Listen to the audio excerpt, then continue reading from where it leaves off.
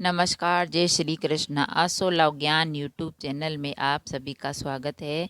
तो फ्रेंड्स, हम आज धर्मराज जी की व्रत कहानी सुनेंगे। यह कहानी मकर संक्रांति से शुरू होती है और 1 वर्ष तक हर रोज़ इसको सुननी होती है। तो धर्मराज जी का व्रत मकर संक्रांति के दिन से शुरू किया जाता है। धर्मराज जी के व्रत की कथा वर्ष भर सुनी जाती है, यानी मकर संक्रांति से वापस मकर संक्रांति तक। ये यमराज है, इन्हीं को धर्मराज के नाम से भी जाना जाता है। यमराज को ही धर्मराज जी के नाम से जानते हैं। जिस घर में स्त्री या पुरुष धर्मराज जी की कथा को श्रद्धा पूर्वक प्रतिदिन पढ़ते हैं या सुनते हैं, वे दुखों से मुक्त हो जाते हैं। मृत्यु पश्चात उन्हें यमलोक के मार्ग में कोई कष्ट नहीं होता है तथा शीघ्र ही उन्हें स्वर्ग तथा मोक्ष की प्राप्ति होती है। धर्मराज जी की कथा में धर्मराज जी के व्रत की विधि भी है। तो हम धर्मराज जी की कहानी सुनते हैं। प्राचीन काल में बब्रुवाहन नामक का एक राजा था। वह बड़ा धर्मात्मा और दयालु था। उसके राज्य में हरिदास नाम का एक ब्राह्मण था। हरिदास बड़ा तपस्वी था। उसकी पत्नी का नाम गुणवंती था। वह बहुत ही सुशील और धर्मवती थी। गुणवती पतिव्रता और भगवान की बड़ी भक्त थी। गुणवती ने अपने जीवन में सभी देवी देवताओं की उपासना की। एकादशी, महाशिवरात्रि तथा जन्माष्टमी, इन सभी व्रतों को विधि विधान से करती और कहानी सुनती। वह यथाशक्ति दान पुण्य भी करती। अपनी जितनी श्रद्धा शक्ति हो उतना वह दान भी करती और अतिथि की सेवा भी करती और उन्हें कभी भी कुछ विमुख नहीं कहती। इस प्रकार जीवन भर वह धर्मपरायण रही। वृद्धावस्था में जब उसका देहांत हुआ तो धर्मराज जी के दूत उसे आदरपूर्वक धर्मराजपुर ले गए, क्योंकि उसने कभी किसी का बुरा नहीं किया था।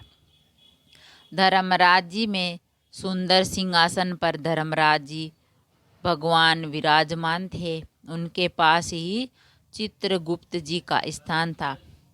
चित्रगुप्त जी मृत प्राणियों के पाप पुण्य का लेखा धर्मराज जी को सुना रहे थे। गुणवंती भयभीत हुई वहाँ नीचे मुंह करके खड़ी हो गई। चित्रगुप्त जी ने उसके पाप पुण्य का धर्मराज जी को ब्यौरा सुनाया, कितने पाप किए हैं और कितना पुण्य, जिसे सुनकर धर्मराज जी को प्रसन्नता हुई, किंतु कुछ उदासी उनके मुखमंडल पर छा गई। यह देखकर गुणवंती ने पूछा, मैंने अपने जीवन में कोई दुष्कर्म नहीं किया, फिर भी आपके मुख पर उदासी क्यों? कृपा करके बताइए। धर्मराज जी ने कहा, हे देवी, तुमने सभी देवी देवताओं को व्रत आदि से संतुष्ट किया है, लेकिन मेरे नाम से तुमने कुछ भी पूजा पाठ या दान पुण्य आदि नहीं किया। यह सुनकर गुणवंती ने धर्मराज जी से क्षमा मांगी और कहा कि मैं आपकी उपासना नहीं जानती हूँ।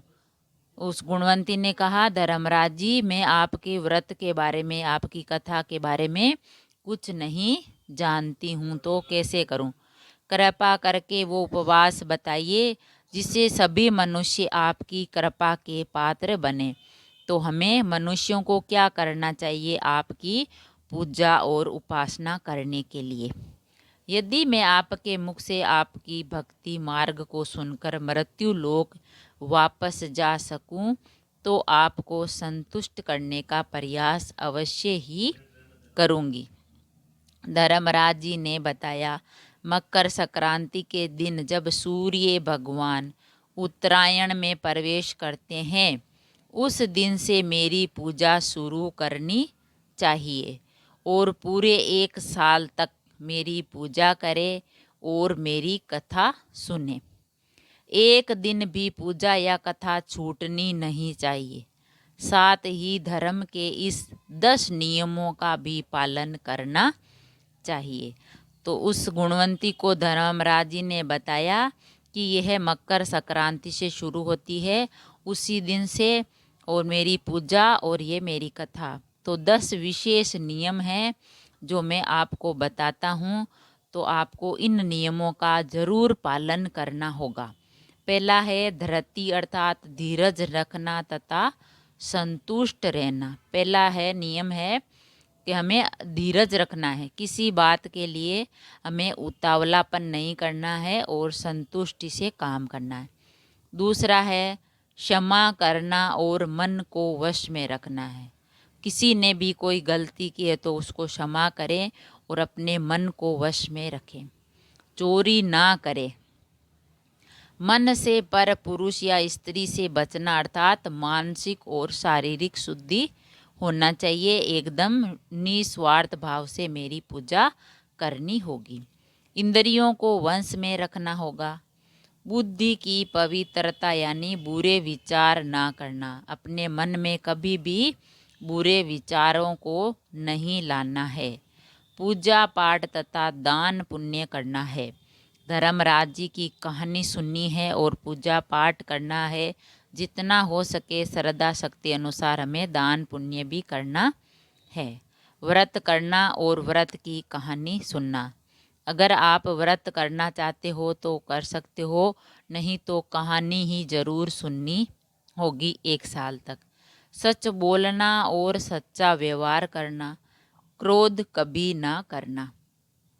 तो धर्मराज जी ने गुणवंती को यह 10 विशेष बातें, 10 विशेष तो धर्म के नियम हैं, यह बताए, ये उसको करने होते हैं जो मेरी धर्मराज जी की कथा और व्रत उपासना करते हैं।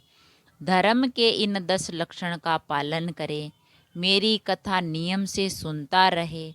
दान पुण्य और परोपकार करता रहे। वर्ष भर बाद मकर संक्रांति आए तब इस व्रत का उद्यापन करें। अपने सामर्थ्य के अनुसार मेरी मूर्ति बनवाकर विधि विधान से प्राण प्रतिष्ठा करवा करके पूजा और हवन करें। साथ ही चित्रगुप्त जी की भी पूजा करें और काले तिल के लड्डुओं का भोग लगाएं। ब्राह्मणों को भोजन कराएं। बांस की टोकरी में 5 सेर अनाज दाना करें। इसके अलावा गद्दा, तकिया, कंबल, चप्पल, लोटा तथा वस्त्र आदि देने चाहिए। हो सके तो गाय का भी दान करें। धर्मराज जी की बातें सुनकर गुणवती ने विनती की, हे प्रभु, मुझे फिर से मृत्यु लोक में जाने दे, जिससे मैं आपके व्रत को करूं और इस व्रत का प्रचार भी लोगों में कर सकूं।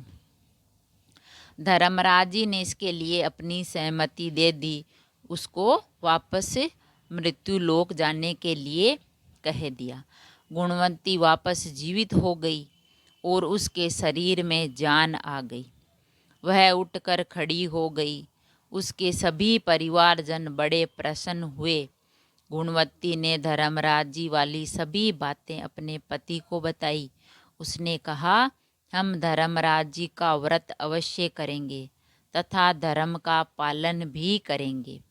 मकर संक्रांति आने पर गुणवंती और उसके पति ने धर्मराज जी के निमित्त व्रत शुरू किया। 1 वर्ष बाद विधि विधान से इस व्रत का उद्यापन किया। इस व्रत के प्रभाव से उन्हें धर्मराज जी की कृपा प्राप्त हुई और उन्हें मोक्ष तथा स्वर्ग की प्राप्ति हुई। बोलिए धर्मराज जी महाराज की जय। तो फ्रेंड्स, यह कहानी धर्मराज जी की है। यह मकर संक्रांति से शुरू होती है और 1 साल तक इस कहानी को सुबह नहा धो के और रोज नित्य ही इस कहानी को सुनने से हमारी मनोकामना पूरी होती है और हमारी जो सारी परेशानियां वे दूर होती है और हमें स्वर्ग और मोक्ष की प्राप्ति होती है और धर्मराज जी यानी यमराज ही होते हैं, उनकी कृपा हम पर हमेशा बनी रहती है। अगर कहानी पसंद आई तो लाइक और शेयर ज़रूर करें। ऐसी ही कहानी और कथा सुनने के लिए चैनल को सब्सक्राइब करें। थैंक यू, धन्यवाद।